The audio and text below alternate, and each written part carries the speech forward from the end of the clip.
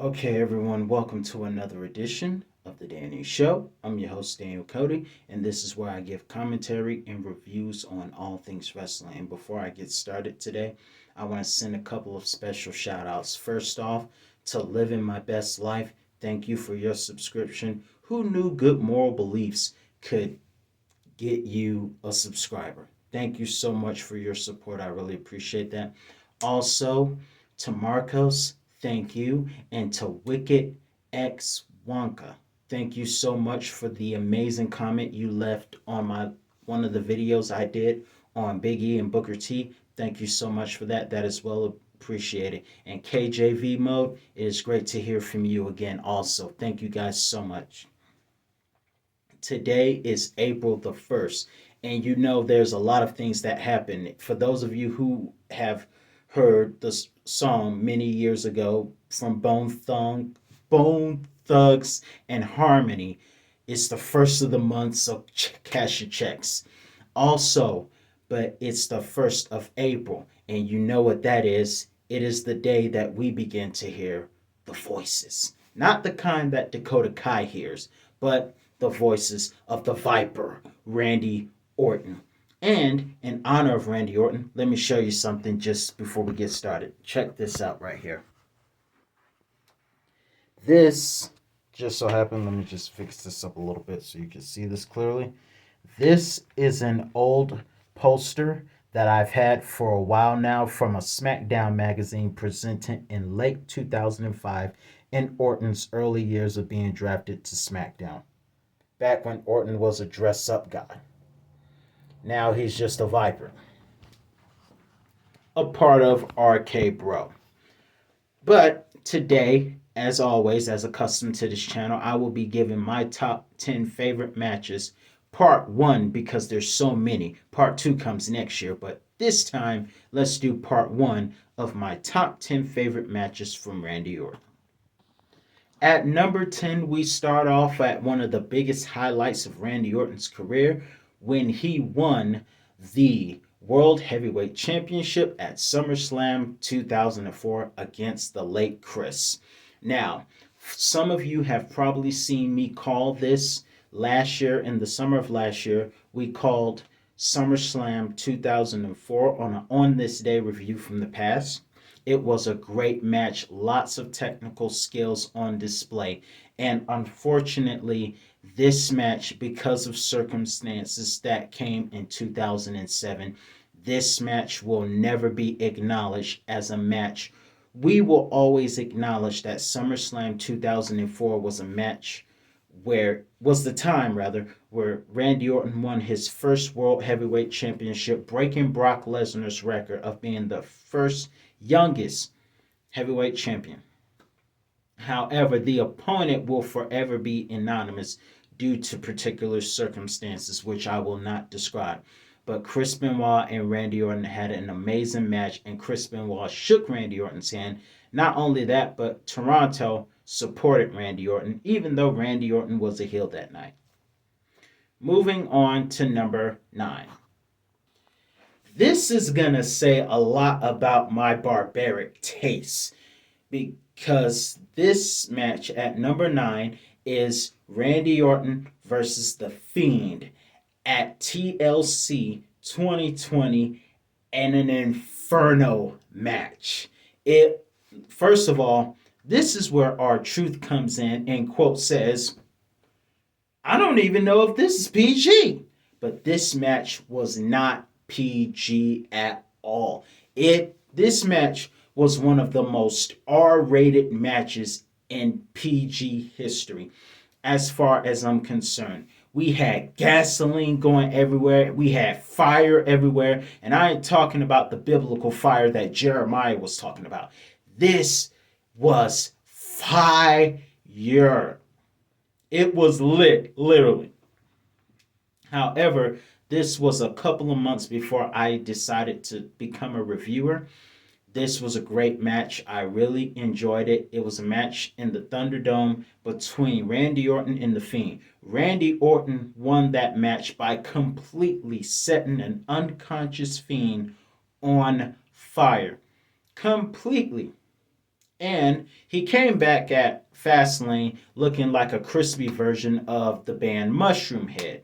But either way, great match. And fun fact, ladies and gentlemen, last night I watched WrestleMania 33. That was also an amazing match Randy Orton and Bray Wyatt had, especially when Bray Wyatt did the spider walk and the lights would go down and the ring had screen effects with roaches, and another time they had bugs. What else? They had worms.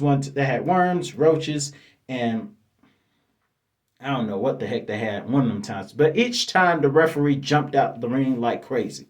But either way, those two had amazing matches together, and the Inferno match was really awesome. This next match at number 8 is Randy Orton versus Shawn Michaels at Unforgiven 2003.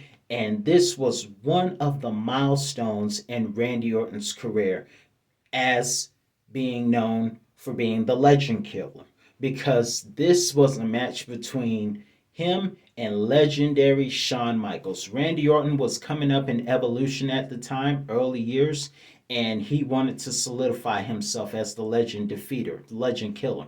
And one of the great ways to do that is to defeat Shawn Michaels.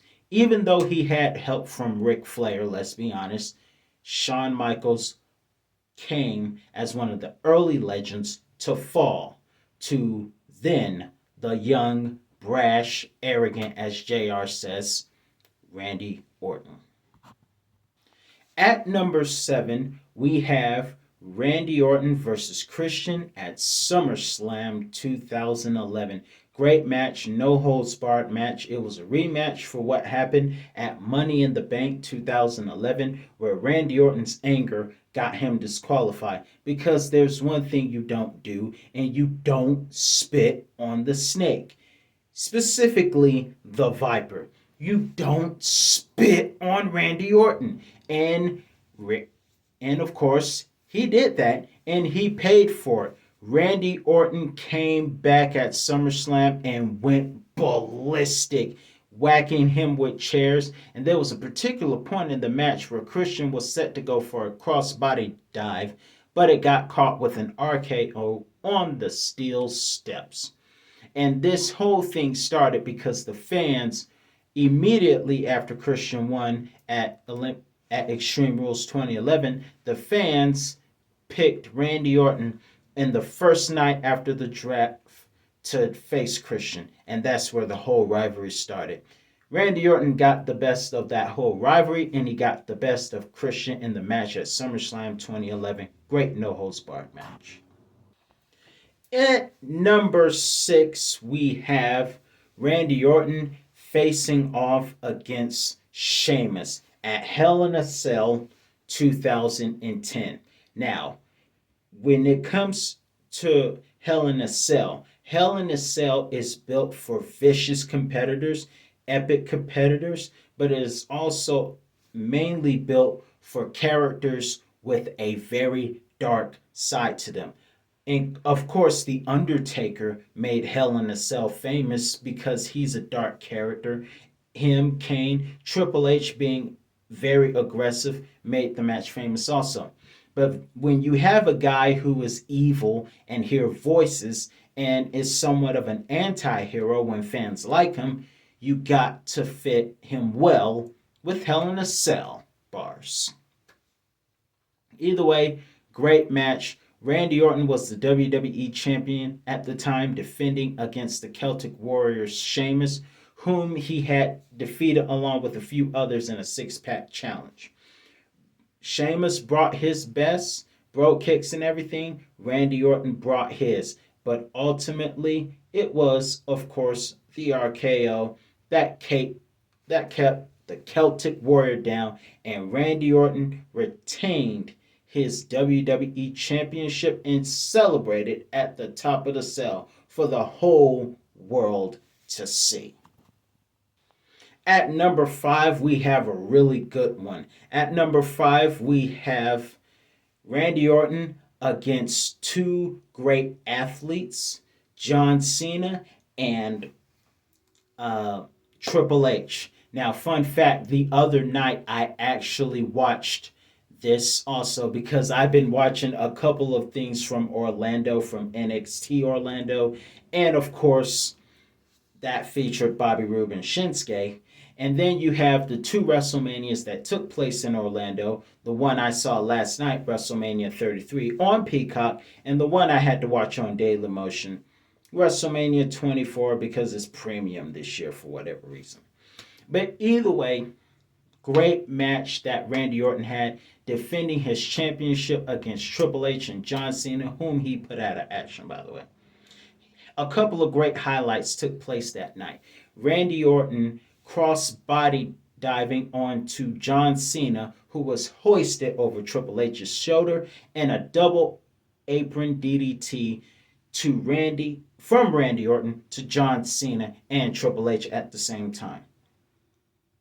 Ultimately, it was a punt to the skull of Triple H that would keep them down long enough for him to pin John Cena, who had actually been pedigreed seconds prior.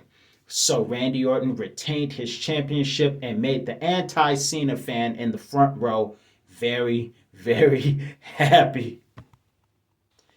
At number 4, we have Randy Orton versus Seth freaking Rollins. First of all, let me ask you guys a bet real quick, off-topic bet.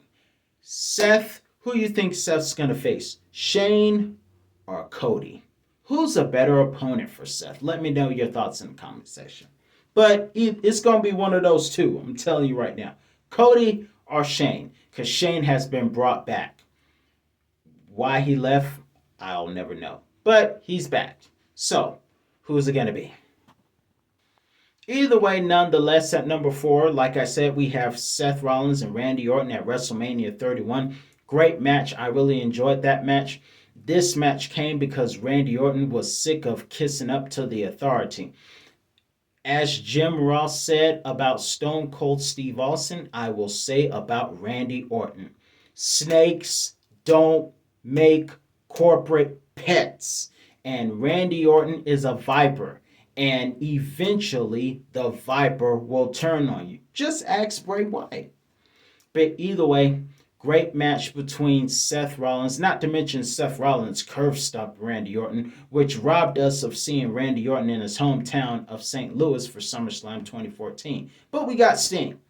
But either way, great match for Randy Orton to get revenge. He chose the perfect stage. And let's not forget, if you're going to talk about Seth versus Randy at WrestleMania 31, you have to talk about the conclusion of that match. One of the best conclusions I've ever seen. As Seth went for the curve stunt, Randy Orton, as you would do if you Irish whip someone in a WWE 2K game, is Randy Orton hoists Seth Rollins in midair like you do on 2K games and caught him with one of the most amazing RKOs I've ever seen. That is how Randy Orton defeated Seth Rollins in one of the most memorable WrestleMania moments ever. At number 3, we have another legend that will be at this year's Hall of Fame, one of my all-time favorites, The Undertaker. Now, for those of you who saw my review a couple of days ago, thank you guys for the multiple thumbs up. I appreciate that. For those of you who haven't seen it, be sure to check it out. Undertaker and Randy Orton for WrestleMania 21 was on that list.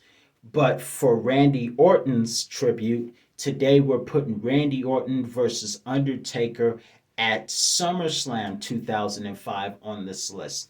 A rematch for WrestleMania because twice Randy Orton cost The Undertaker a match with JBL on SmackDown. This match was also great. It was very enjoyable to watch. Randy Orton tried to target one of The Undertaker's legs and asked to chop down the big redwood, as they like to say. But either way, great match. And of course, even though the win was dirty, it was still good.